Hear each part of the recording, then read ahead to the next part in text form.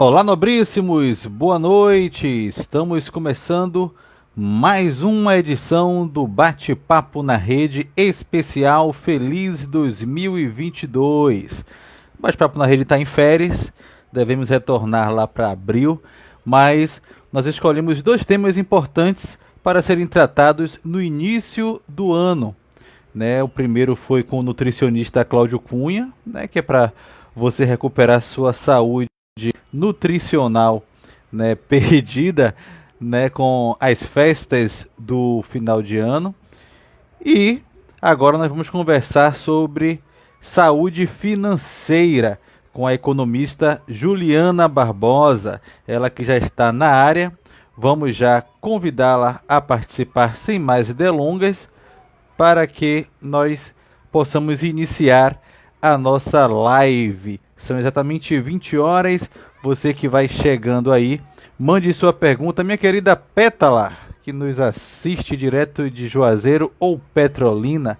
Petrolina ou Juazeiro? A economista Juliana vai participar.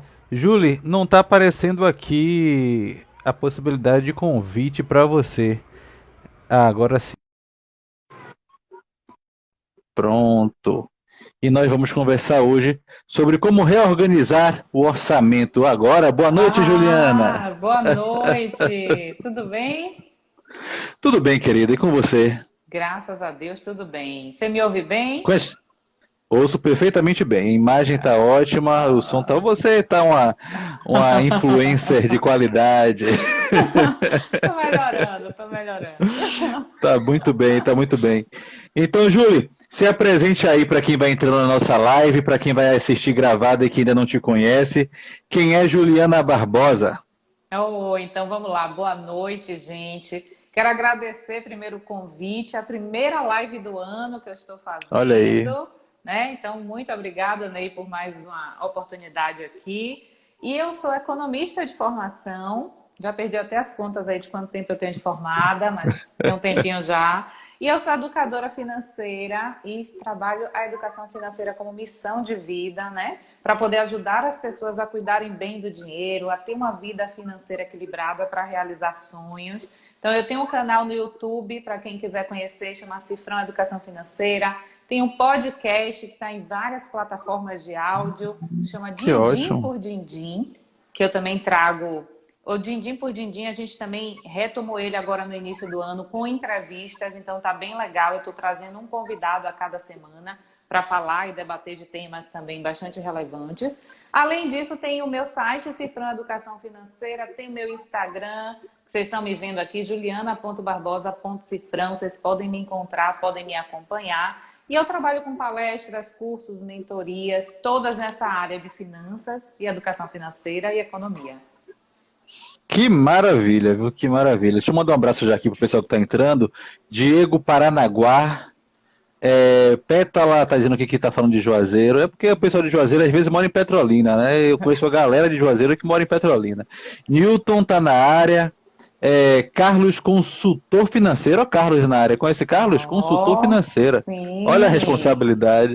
Arthur Silva está aqui na área também. Um abraço, irmão. Boa noite. Ana deve ser Barbosa. Ana Barbosa Gonçalves. E o Sherline. Já fizemos uma live juntas. Um beijo. Bom te rever por aqui. Olha aí. Boa noite, sejam todos bem-vindos. Lago Bahia está na área. Vivi SSA. Marta minha prima, um beijo, Viviane. Maria Cosméticos, é minha sogra, se eu não me engano, é ela mesmo, que está aqui com Maria Cosméticos. Soteropolitano Nato. Soteropolitano Nato, eu também sou nato, né? A gente é nato, né? Você nasceu em Salvador? Eu nasci em Salvador. Então somos natos também. Murilo, vamos adiantar. Enge Felipe, deve ser engenheiro. E vamos lá. Galera, sejam muito bem-vindos. Boa noite a todos. Fiquem conosco aí nesta live que com certeza vai ajudar você a reorganizar suas finanças. Você que teve aquelas despesas de final de ano, né? São tradicionais já. E minha primeira pergunta é justamente sobre isso. Juliana, é uma tradição já, aquelas preocupações já virou até meme, né? O medo, né? A preocupação com as faturas de janeiro, de fevereiro, com tudo aquilo que a gente precisa gastar no final do ano, né? Com presentes, com ceia. Rapaz, o peru, rapaz, tava custando R$ 100, R$ 150. Tava Aí eu tive difícil que comer peru comprar, ano passado. eu tive que comprar porque minha mãe fez tipo uma chantagem emocional. Pô, eu gosto tanto de peru. Aí eu tive que comprar. Então, Júlio, com tudo isso, né? Primeiro eu quero saber de você quem são, né, os verdadeiros culpados por esse endividamento Então, de vamos final lá. de ano.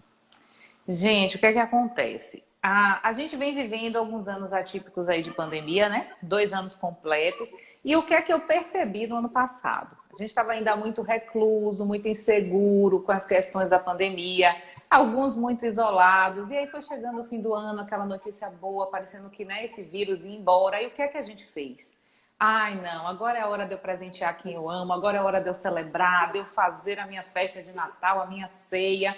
E foi um sentimento maravilhoso. Só que aí eu compro um presente para para o sobrinho, para o filho, para o afilhado, para o tio, para o avô, enfim. Invisto no peru, que não foi barato. E janeiro chega. Ah, ainda tem o Réveillon, né? Tem gente que viaja, as festas de fim de ano, As viaja, festas. né? Tudo isso. E aí chega janeiro, chega a fatura do cartão de crédito. Só que janeiro também não vem sozinho. Janeiro vem com IPVA, com PVA, IPTU, IPTU. material escolar, né? No iniciozinho do mês eu já fui comprar material escolar das crianças, é matrícula na escola. Então junta tudo. Junta o que a gente acaba fazendo no final do ano com as despesas de início de ano. E você pergunta assim, quem é o culpado?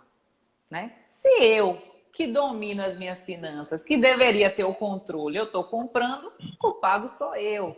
Mas a gente tem algumas questões que a gente sabe, né? E eu que estudo sei, talvez vocês, nossos ouvintes aqui, quem está nos vendo, não sabe. Mas a nossa relação com o dinheiro, ela é muito comportamental. E ela está muito ligada às nossas emoções também. Então, a questão da economia, das finanças, não é puramente matemática de fazer conta, né? Tem vários outros fatores aí que influenciam a nossa tomada de decisão em relação ao dinheiro. Isso contribui muito. Então, esses fatores emocionais que eu trouxe aqui de fim de ano, de um ano difícil, de você querer estar perto, de você querer presentear alguém. Então, tudo isso vai acarretando a fatura do cartão que chega e que a gente tem até medo de abrir quando vem pelo correio ou então de acessar, né, no celular, que agora é tudo muito na palma da mão. Eu pego meu aplicativo e olho.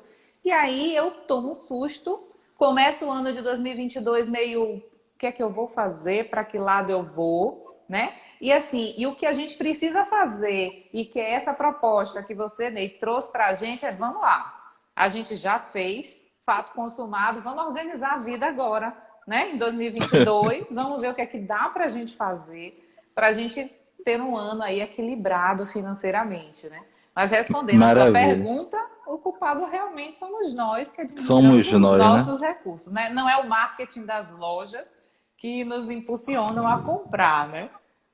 Deixa eu mandar um beijo aqui para a querida Major Flávia, ela que está assistindo aqui a live, disse: janeiro já tem 62 dias, realmente, janeiro É mês longo, é mês que não já acaba. meteu 60 dias aí, rapidinho. Então, assim, qual deve ser o comportamento inicial, né, para reorganizar ou organizar as finanças neste início de ano? A merda já foi feita, agora para consertá-la, para limpá-la. Já fiz, não tem mais jeito. Não posso remoer o passado e dizer assim, ai, não devia ter comprado, ai, não devia ter viajado, já fui, né? Agora a gente precisa encarar de verdade aí o que vem pela frente. E, assim, o mais importante é entender, poxa, eu fiz isso. Não cabia no meu orçamento, porque quando cabe no orçamento da gente, tudo bem, a gente já fez, pensando que daria no orçamento, não foi nenhum susto. Mas para quando a gente não programa e vem o susto, a gente precisa sentar e parar um pouquinho, dizer assim, poxa, eu fiz, mas o que é que eu quero para esse ano? Né? Quais são minhas metas, quais são meus planos, meus objetivos, meus sonhos para esse ano de 2022? É sentar realmente, é entender o que eu quero. Será que eu quero passar mais um ano só pagando boleto, apagando incêndio, o coração palpitando quando chega a fatura de cartão de crédito, né? Pagando juros para banco, ou eu quero de verdade organizar as contas, ter um ano equilibrado, conseguir aí economizar para poupar. Então, o primeiro passo é realmente encarar de fato, né, a minha situação financeira e enxergar o que eu quero. Depois disso, aí eu preciso agir, eu preciso tomar algumas atitudes, né? Se eu sei que o meu salário é esse, não vai reajustar, eu não tenho uma outra fonte de renda, eu preciso viver com o que eu ganho, eu preciso sentar, ou individualmente, ou com minha família, se eu tenho um companheiro, uma companheira, filhos, pais, enfim, e entender o que é que a gente pode fazer para organizar, né? O que é que eu posso cortar na minha despesa doméstica? O que é que eu posso economizar? A gente está vivendo, né, uma inflação tão alta, a gente passou o ano de 2021, nós estouramos o teto da meta, que é como a gente fala, né? A inflação tinha uma meta, a gente ultrapassou esse teto. E até para quem não entende nada de inflação, vai perceber que está doendo no bolso. Você colocar uma gasolina hoje a R$ 7, abastecer seu carro, de você ir ali para comprar um óleo de soja e você vê que o óleo disparou, que o arroz aumentou, que o tomate, gente do céu... Tomate tá um absurdo. Eu tenho um cágado em casa e eu disse a ele, meu filho, tomate não vai dar para você. Você vai comer aí Não sabia que caga não se alimentava de tomate, não. O daqui gosta. O daqui gosta, mas ele disse, você vai entrar na educação financeira junto com a gente. Então, o tomate vai ser assim de vez em quando eu achar uma promoção de tomate. Mas, brincadeiras à parte, realmente a inflação tem corroído o poder de compra da gente, né? Além do salário reajustar muito pouco, os preços estão elevadíssimos. Então, como é que eu coloco tudo isso na balança? Eu já entrei o ano meio que endividado, eu tenho aí essa questão da perda do poder aquisitivo com a inflação. Que medidas eu vou tomar, né? O que é que eu vou fazer? E aí equilibrar, né? E, por exemplo, energia elétrica, das 18 às 21, é aquele horário de pico, é tentar evitar o que puder de ar-condicionado, de chuveiro elétrico, é ter algumas regrinhas para desligar a luz. O banho aqui em casa, a minha conta meio que chegou assim e meu marido disse assim, gente, essa conta tá demais. Eu disse, olha, vamos agora limitar o banho.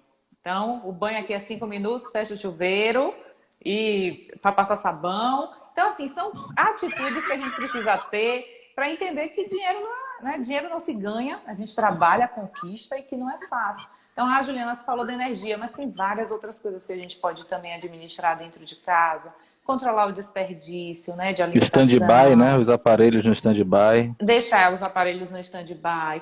É assim, separar um dia, se possível, para passar roupa sempre naquele dia, ou se você já está igual a mim na pandemia, que esse tipo, roupa de casa a gente nem passa mais, né, não temos saído como antes, é muito home office ainda.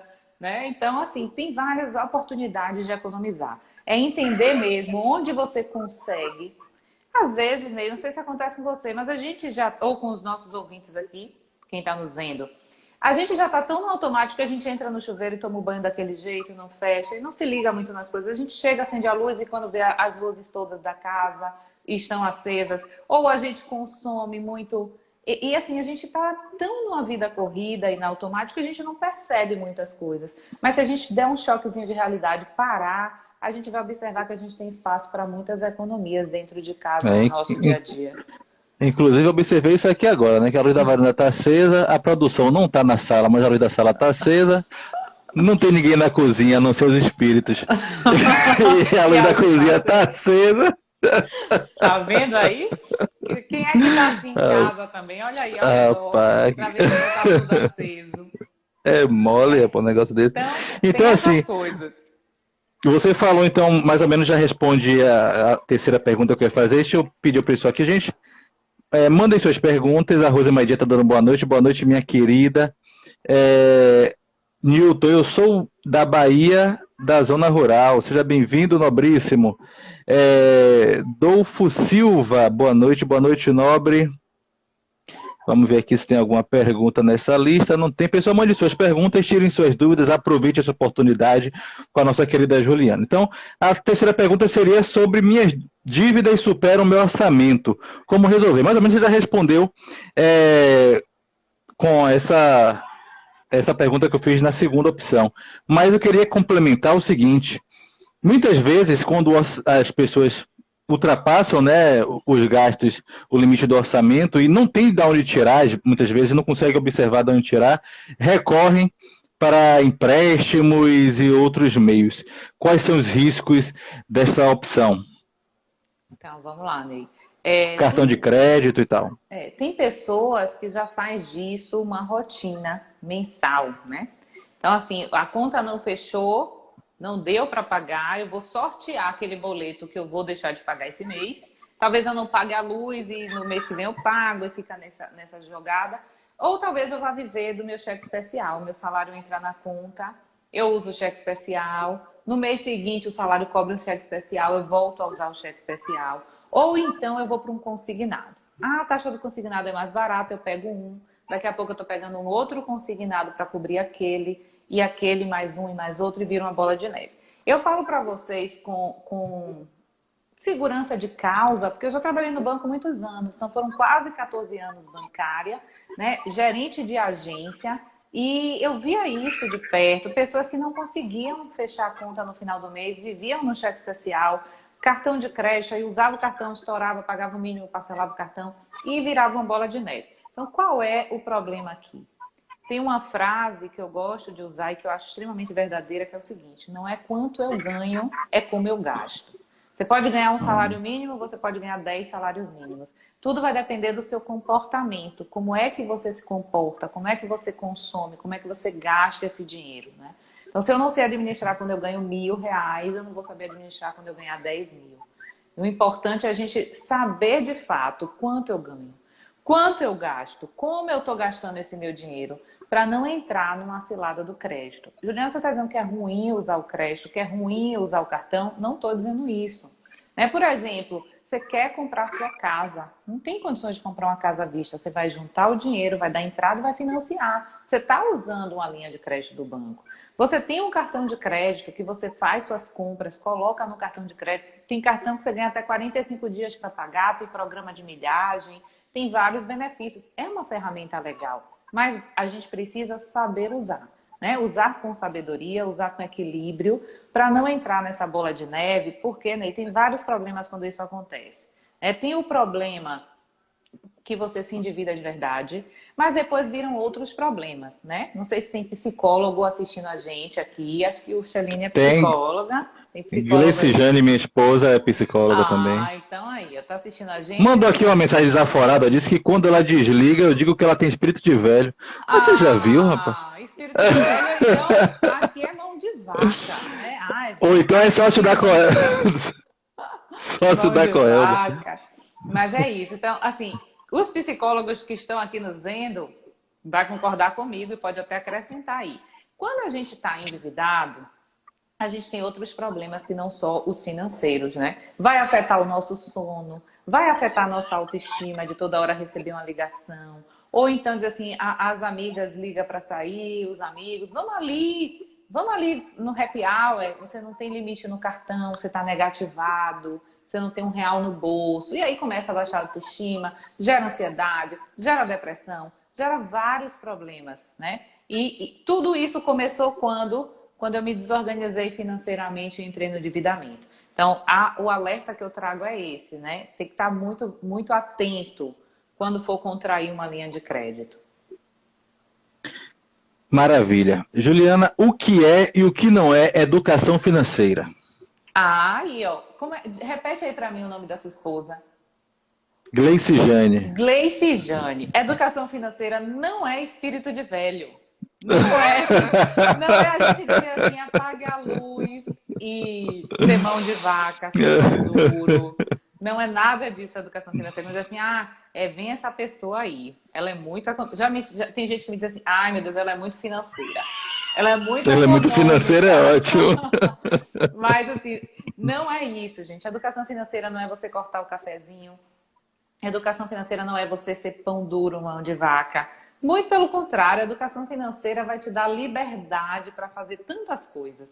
Quando você tem o controle de fato sobre o seu dinheiro, quando você consegue administrar bem o seu dinheiro, que é essa educação financeira que eu trago, uma educação financeira que te dá a possibilidade de cuidar bem das suas finanças para você realizar sonho. Seja o sonho da casa própria, seja o sonho de uma viagem, seja o sonho de estudar, às vezes quer muito fazer uma faculdade, não tem possibilidade ainda. Com a educação financeira você pode realizar esse sonho. Esse e tantos outros, né? Enfim, e a educação financeira é isso. É você ter esse domínio, esse controle sobre suas finanças, é entender que não é o dinheiro que te controla, mas que você pode controlar o dinheiro.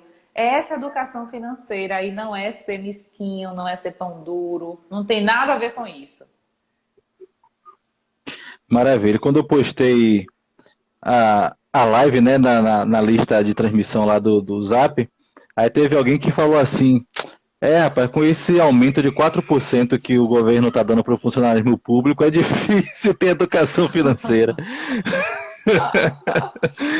Mas Ah, você respondeu bem também já isso aí, né? Que não é o que a gente recebe, né? É como a gente gasta esses valores. não é fácil, viu, Ney? Eu participo de um programa que leva a educação financeira para os funcionários públicos, mas é lá de São Paulo. Então, mensalmente eu faço lives junto com ele, né, a Previcon, a Previdência do Estado de São Paulo, para justamente os funcionários públicos, né? Tem muito funcionário público que está nessa situação de endividamento, tem muito funcionário público que está refém de crédito consignado. Então, a gente faz mensalmente essas lives para entender, né? Para mostrar para eles que não precisa ser assim, que ele pode ter o domínio do próprio dinheiro, inclusive pode pensar lá na frente na aposentadoria e não só depender da aposentadoria do Estado, da prefeitura, do município, né? Mas construir a sua aposentadoria. Ó, a produção já acabou de apagar tudo aqui, ó. Já está fazendo efeito a live. Isso aí, Gleice, isso aí.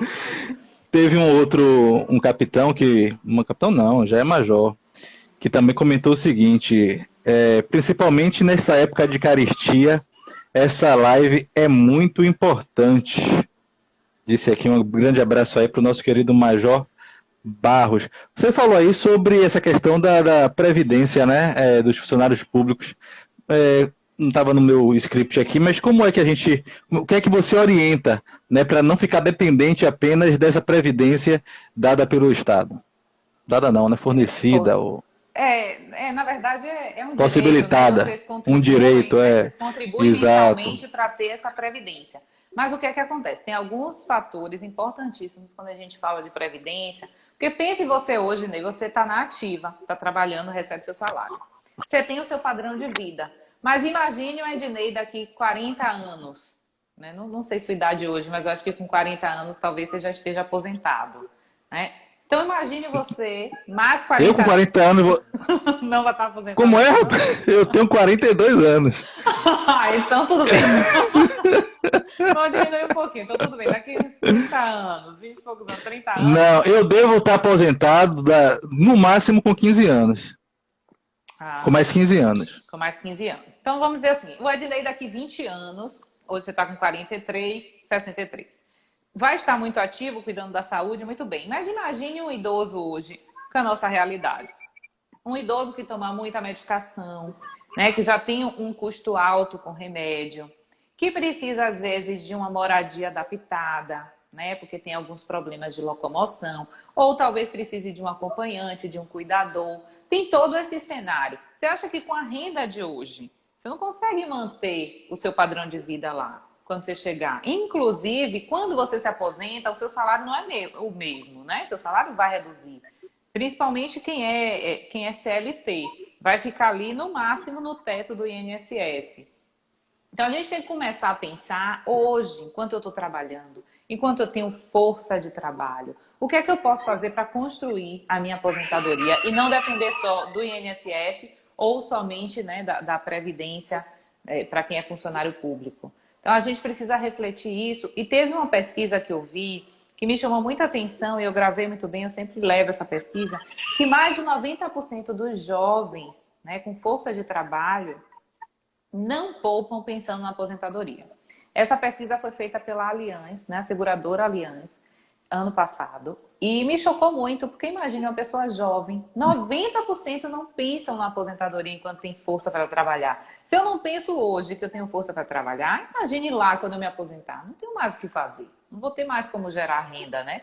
Eu vou precisar viver da renda que eu tiver à disposição. Então tem essa questão. E como é que eu posso construir isso? É justamente organizando a minha vida financeira, é gastando menos do que eu ganho e separando um valor todo mês para poder investir, né? Para poder investir e formar um capital para minha aposentadoria. E quando eu falo investir, a gente vai ter alguns tipos de investimento mais propícios para o longo prazo, para a longevidade, alguns que vão pagar dividendos, que eu posso usar esse dividendo também na minha aposentadoria, né? Aí já é uma outra vertente, mas a gente precisa entender que precisa poupar, guardar dinheiro enquanto a gente está, né, com força para trabalhar, para pensar lá na frente. Maravilha. E nossa conversa caiu justamente no próximo tema, que é justamente investimento. Mas deixa eu mandar um abraço aqui para o Gleidson, que disse aqui verdade. Não sei do que foi que ele falou que é verdade, mas ele De sabe. muito do que a gente falou aqui. É, de muito. Gaspar está aqui na área, Isaac, Calazan e Jane, a Marta está Minha aplaudindo. mãe, ela tá sempre aqui. Um Oh, beijo, minha mãe. querida Jane, grande abraço. Quanto tempo, hein? Gabriel tá na área, Serviços Motors tá na área.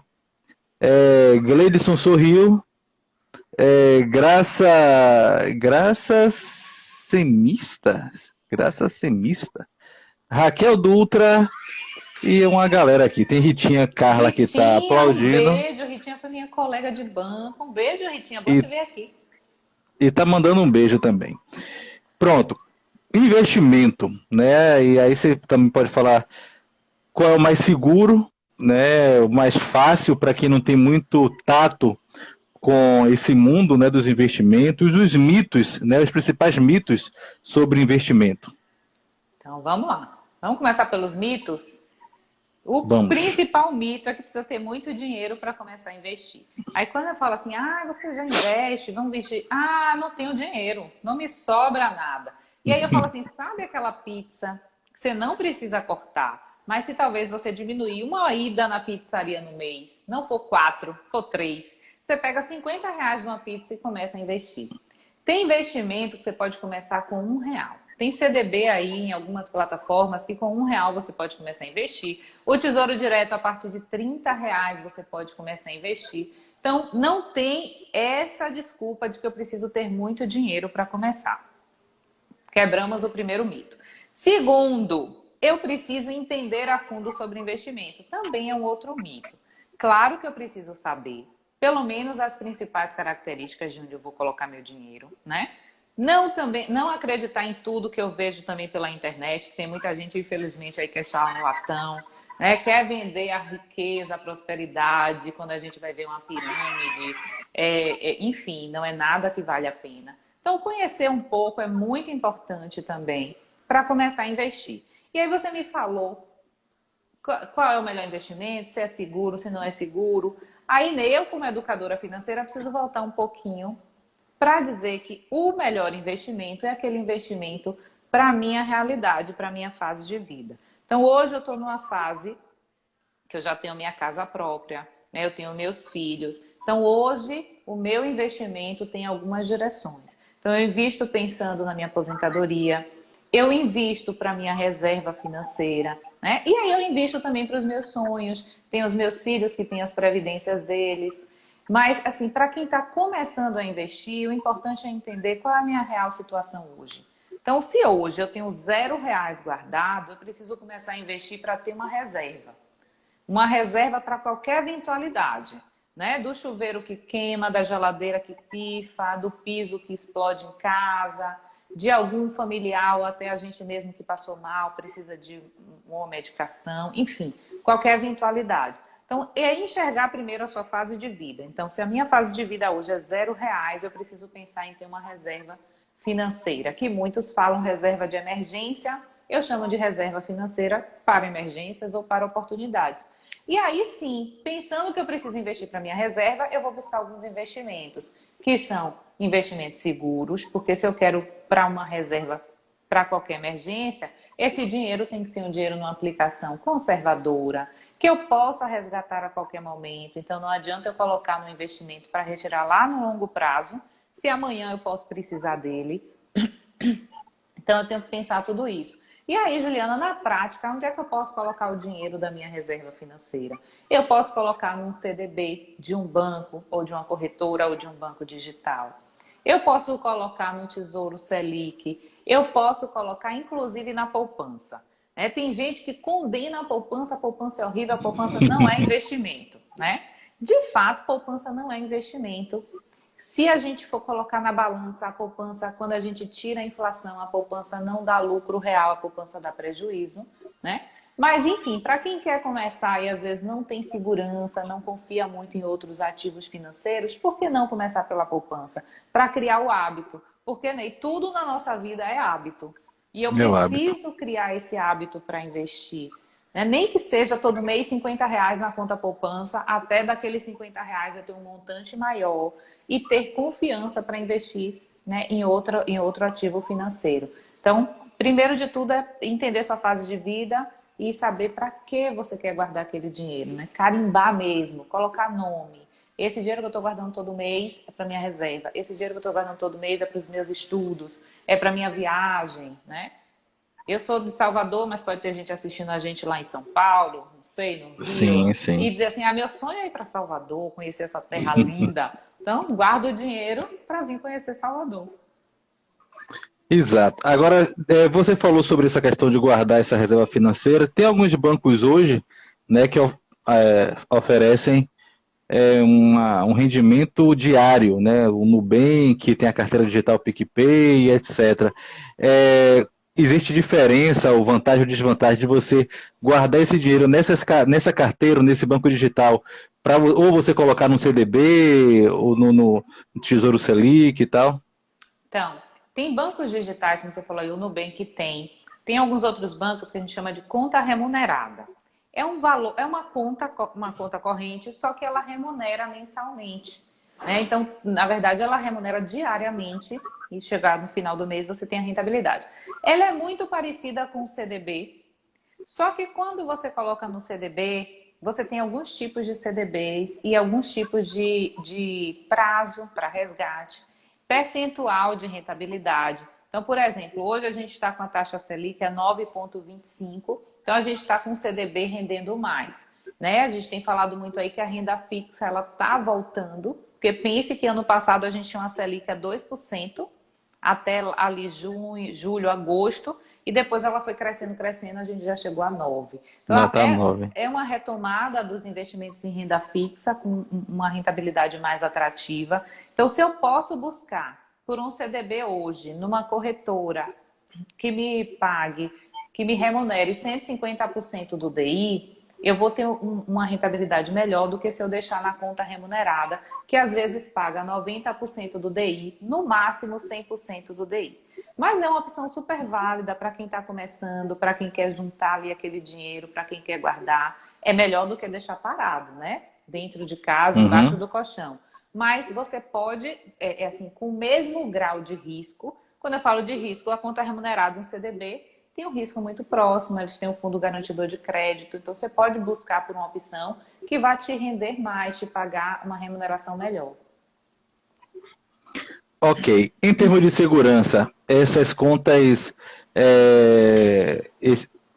com o que você observa como assim um investimento mais seguro? Existe muita insegurança ainda no questão de investimento? Tem muita gente que tem receio, né? Assim, se eu for te falar, pelo que a gente estuda, o investimento mais seguro é o tesouro. Por quê? Porque a Isso. garantia é o país, né? Então, a garantia, o tesouro direto é garantia do nosso tesouro nacional. A garantia dele é o país quebrar. Então, se o Brasil quebrar, provavelmente ele vai começar dando um calote em outros até chegar em quem tem dinheiro investido no tesouro. Então, por isso que a gente diz que o tesouro é o investimento mais seguro, porque a garantia é o país. Depois deles, vem CDB, poupança, aí tem LCI, LCA, que são investimentos que têm como garantia o Fundo Garantidor de Crédito. Então, quando você investe o seu dinheiro num desses ativos, você vai ter a garantia desse fundo garantidor de crédito, né? Até 250 mil por CPF ou CNPJ por instituição financeira. Então, como é que funciona, Juliana? Eu tenho 100 mil reais no Banco Itaú, eu tenho mais 50 mil reais no Bradesco, eu tenho, enfim, mais 10 mil reais em outro banco. Então, eu vou ter limitado. Se aquele banco quebrar, né, aquele papel que eu comprei, eu vou ter a cobertura de até 250 mil por instituição financeira. Mas se eu tiver um CDB do Banco Itaú e lá eu tiver R$ 1 milhão e o Banco Itaú quebrar, que é muito difícil, mas enfim, um exemplo, eu vou ter 250 mil e não vou ter o meu 1 milhão, porque é por instituição financeira limitada a 250 mil, certo? Então, assim, tem a garantia. Quando a gente pensa em investir, a gente tem que pensar, como eu falei, o momento de vida, mas quando a gente pensa em investimentos com um grau de risco maior, por exemplo, quando a gente vai para a renda variável, a gente não tem nenhuma garantia desse tipo, a gente não tem um fundo garantidor de crédito. Então, a gente tem que entender direitinho ali, né, o mercado, tem que entender direitinho o cenário, para não entrar querendo realizar um sonho, investir para realizar um sonho e depois ter um pesadelo, né, de perder dinheiro. E o investimento hoje no Tesouro Direto, né, que muita gente não sabe, às vezes pensa que é difícil e tal, não sei o quê. Nas próprias contas digitais hoje, contas digitais, a gente pode fazer esse investimento direto, né? Não precisa, até porque a informação que eu tenho muitas vezes é que quando você coloca num CDB, o banco pega aquele dinheiro e joga no Tesouro Nacional, ou no Tesouro Direto. E você já mesmo pode colocar direto no Tesouro e não perder essa porcentagem. Na verdade é assim, quando você investe num CDB de um banco, você está emprestando dinheiro para esse banco. Então você vai lá no banco e o banco diz assim, ó, eu te pago 150% do CDI, né, nesse investimento. Depois de 30 dias você vai receber. E o que é que o banco faz? O banco pega esse dinheiro que você aplicou e ele reinveste, né? Aí ele reinveste no Tesouro e ele ganha a rentabilidade dele. Você também pode diretamente investir no Tesouro. De uns anos para cá, né, a pessoa física teve total acesso para investir. Há um tempinho atrás ainda era um pouco burocrático investir no Tesouro, agora não, agora direto nos bancos, tanto bancão, como a gente chama, que são os bancos tradicionais. Você pode acessar, né, a plataforma lá, o seu celular, a sua conta lá no celular, e você pode investir no Tesouro. Assim como nos bancos digitais você tem essa opção de investir direto e em corretoras também. Então, tem várias corretoras aí, XP, Rico, BTG, enfim, várias que você pode abrir sua conta e você pode investir direto a partir de R$ 30, entendendo um pouquinho também a regra do Tesouro. Inclusive, eu estou gravando um vídeo no canal do YouTube que vai sair esses dias sobre como investir no Tesouro Direto na prática, quais são as ferramentas, qual é o aplicativo que você entra lá do banco, como é que você faz.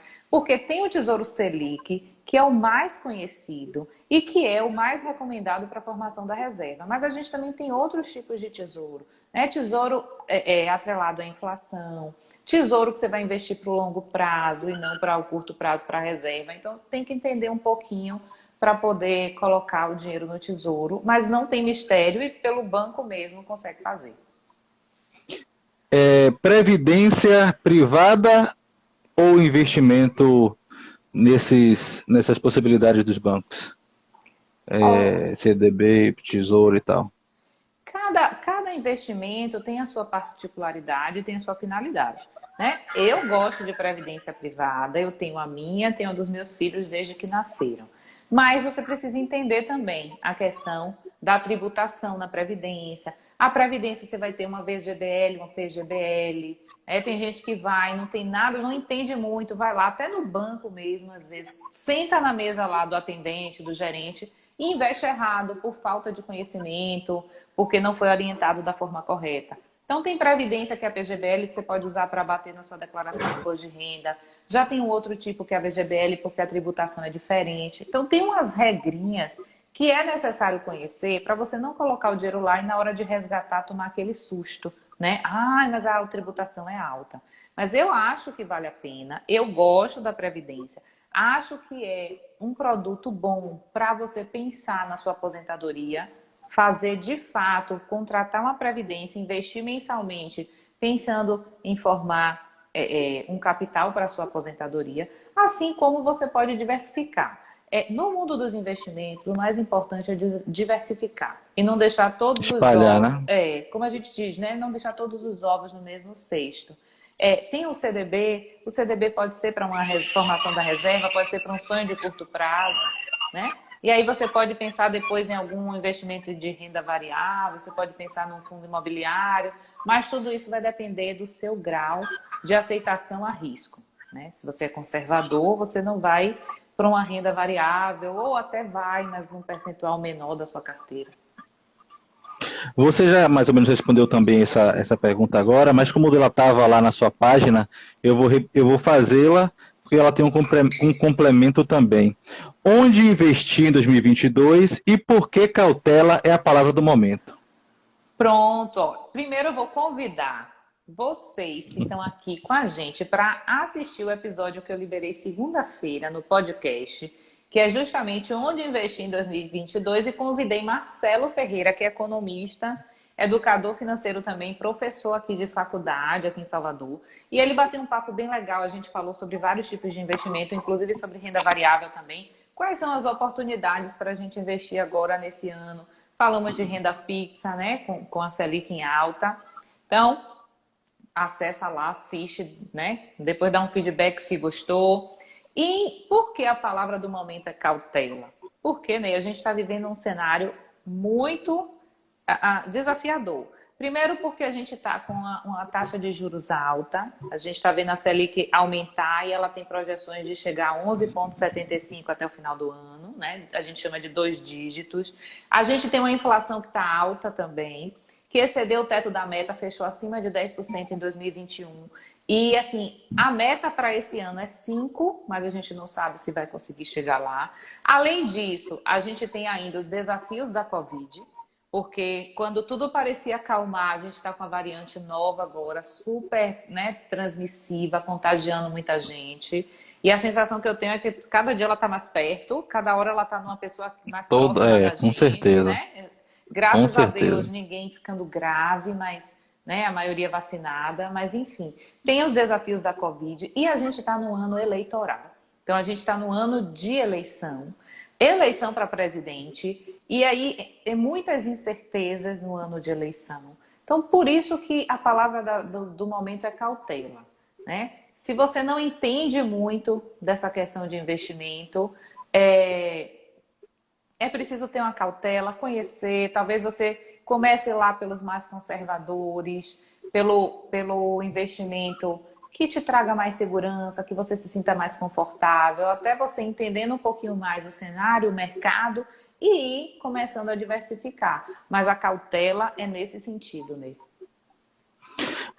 Você falou sobre questão de guardar um dinheiro, e eu tinha visto de uma colega que foi até, de uma amiga que foi até entrevistada no Bate-Papo na Rede, ela é agente de viagem, a nossa querida Verônica, e ela tem um quadro que ela todo mês coloca uma quantia lá e vai aumentando cada mês, para no final do ano ela pegar aquele valor e viajar. E você também tem algo parecido na sua página, os valores são maiores, né? E eu achei a ideia interessante. Fale aí sobre essa forma, né, de você separar algo que né, uma sobra do mês para ir aumentando durante o ano e você conseguir aquele valor para outros fins. Pronto, vou falar. Deixa eu só ler o comentário aqui de Viviane. Estou amando assistir essa live, sou do time que não tem segurança nem conhecimento em investimento. Oh, mas vamos conhecer, vamos continuar aqui com a gente, você vai aprender e vai começar. Dê o primeiro passo, né? Pega aquele valor, dê o primeiro passo, devagarzinho, com segurança, e daqui a pouco você já vai estar todo mês. Eu digo que é um bichinho que morde. Quando a gente muda o comportamento, a gente começa, no mês que vem a gente quer aumentar um pouquinho, no outro mês a gente já quer colocar um valor maior, e aí a gente vai de pouquinho em pouquinho, quando a gente vê, vai crescendo lá o nosso montante. Mas essa Deixa eu aproveitar rapidinho, deixa eu mandar também aqui a Rose Maidia colocou: eu domino o meu dinheiro, controlo mesmo. É isso aí, continue controlando. Deixa eu ver se tem mais alguma mensagem aqui. Um abraço, Rose. Moninha Prado está nos assistindo, a esposa do nosso querido coronel Anselmo Bispo, mãe da Larissa. Vamos lá, prossiga. Então, eu não me lembro muito bem se foi um desafio que aí eu coloquei X valor por mês, ou foi eu não estou me lembrando. Começa com R$50, aí ele vai aumentando, Acho que foi um desafio para você montar ali durante os 12 meses para viajar. Tem Isso. pessoas, por isso, Ney, que eu falo assim, que quando a gente começa a falar de educação financeira, a gente tem esse viés comportamental que é muito forte. Tem pessoas que não conseguem de verdade guardar R$ 1. Ah, Juliana, se chegar na minha mão, eu gasto. Para eu guardar um dinheiro, eu tenho que pagar boleto. Né? Então, assim, a gente que vai tentar fazer uma capitalização no banco para ver se guarda alguma coisa. Às vezes, a gente que compra uma carta de consórcio, porque precisa pagar. Não consegue deixar o dinheiro na mão, parece que coça o dinheiro na conta. Então, por isso que eu lancei o desafio, porque tenha um nome para o seu dinheiro, né? Então, se você é daquelas pessoas que não consegue dizer, eu não guardo nada, então você pega esse dinheiro e diz assim, eu estou pagando a minha viagem. Então, vamos lá, eu quero ir para X lugar. Lembrei agora. Ontem foi terça-feira, eu soltei um vídeo para vocês assistirem lá no canal da Cifrão. Como realizar o sonho na prática. Ainda estou dando de presente um simulador de sonho. Então, como eu peguei esse exemplo aqui da viagem, lá no vídeo, um dos sonhos é viajar, por exemplo. Eu dei o exemplo de viajar. E lá eu entro na planilha e mostro como é que você vai realizar esse sonho. Massa, então, massa. Eu quero viajar para onde, né? Quanto custa a minha viagem? Quando eu quero realizar, eu já vou ter certinho quanto eu preciso guardar por mês. E aí você vai pega esse valor e começa. Então eu já sei que esse dinheiro é para viajar, eu vou pagar a minha viagem. Começa a separar. Começou com 50, no mês que vem vai aumentando, né? E o mais importante é ter a disciplina. Não é começar e parar, é começar e continuar. Como começar a falar sobre finanças para as crianças? Ai, gente, desde sempre. Eu adoro falar com crianças sobre dinheiro. Eu tenho 2 filhos que eu falo há muito, muito tempo. Davi hoje está com 4 anos, Lucas vai fazer 10 daqui a alguns dias. E há muito tempo os meninos ouvem aqui em casa e vivem isso, dessa questão de organizar a vida financeira, de cuidar do dinheiro. Eles têm cofrinho, deixa eu pegar aqui, acho que dá para ver aqui. Esse aqui é o cofrão. Eles têm 3 cofrinhos para 3 sonhos. Então, os meninos começaram com o cofrinho e ainda tem o cofrinho, porque é uma forma lúdica da gente começar a falar sobre dinheiro com nossos filhos, com as crianças, que seja seu sobrinho, afilhado, enfim, qualquer criança que te cerque, que você queira levar esse ensinamento. O cofrinho é esse primeiro contato, é uma forma lúdica de você mostrar que a gente pode guardar, mas guardar para quê? Para realizar sonho, né? E a gente trabalha isso na criança, a gente trabalha a questão da paciência, né? Do esperar para realizar. Quem é que quer esperar hoje em dia, minha gente? Esses meninos pegam o celular quando não carrega, é um estresse danado, né? Então, assim, é esperar, é educar as crianças a esperar para realizar. É aquele brinquedo novo que quer comprar, vamos guardar todo mês, vamos guardar no cofrinho. E depois já vem um outro passo, que eu já trabalho com os meus 2 filhos, mas Lucas entende mais, porque Davi só tem 4 anos. Mas eu abri uma conta digital para os 2, né? Uma conta que eu administro. Mas no Inter, né? No deles eu abri no Next, que é uma o conta Next que tem o Next Joy, porque é mais lúdico, não sabia não. Para mim era só o Inter que tinha por enquanto. Não, o Inter tem também. Eu abri até para a Adriele. O Inter é legal, tem já produtos de investimento que você pode fazer. E o dos meninos, como era uma coisa mais lúdica, eu abri no Next, chama Next Joy, porque lá tem algumas coisas de desafio. Eu achei bem legal abrir para eles. E lá tem a conta remunerada. Então, o dinheiro, quando eu coloco na conta, não fica parado. E aí eu estou ensinando a eles agora. Davi não entende, mas eu mostro sempre, né? Ele vai começar a entender. A questão dos juros, como é que a gente pode colocar... Davi tem quantos anos? Davi tem 4. Mas Davi... E o outro? Lucas vai fazer 10.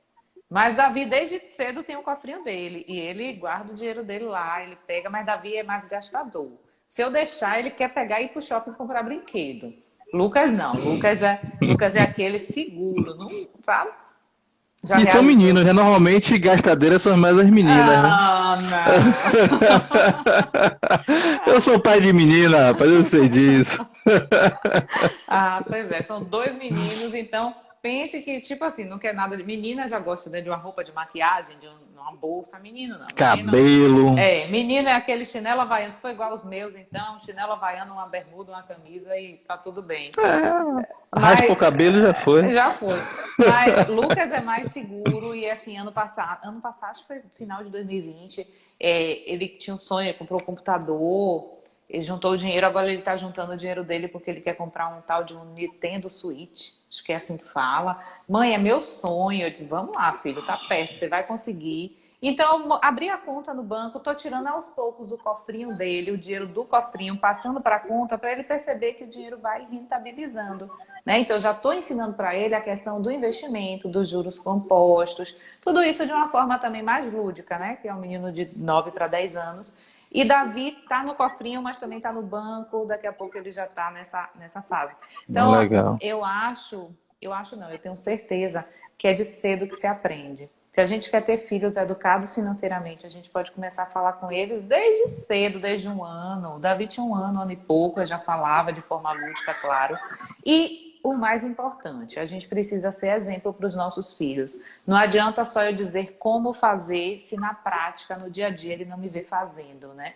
Então, eu acho que isso é o mais importante. É quando eu vou ali no supermercado, é quando eu pesquiso o preço para achar o que é mais em conta, é quando eu peço desconto, é quando ele vê eu incentivando a economizar dentro de casa para a gente poder realizar sonhos.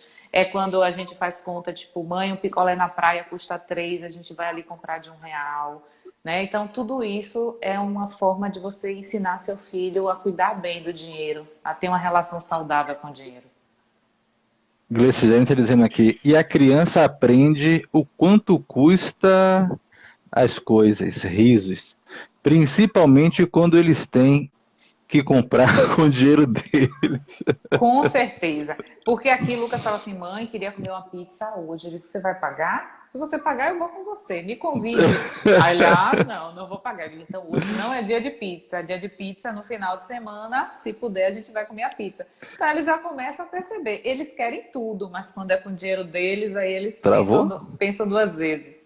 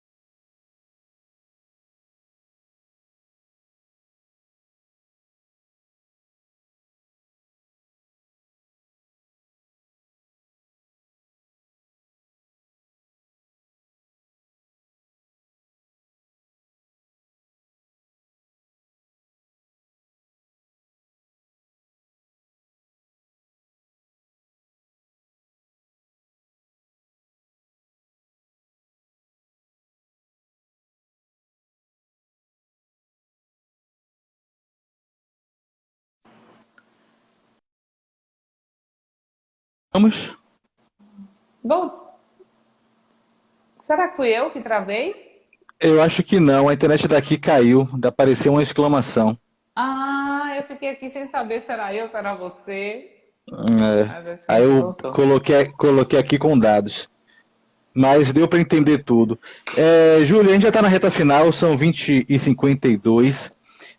Você coloca bastante, você falou com a gente sobre isso na nossa primeira live. E eu queria que você falasse sobre os 4 grandes ensinamentos de Jesus sobre o dinheiro. Ai, gente, eu acho que Jesus tem tanto a nos ensinar sobre tantas coisas, né? Na verdade, ele me ensina desde muito cedo. Eu conheci Jesus na minha vida muito cedo, adolescente ainda. E eu descobri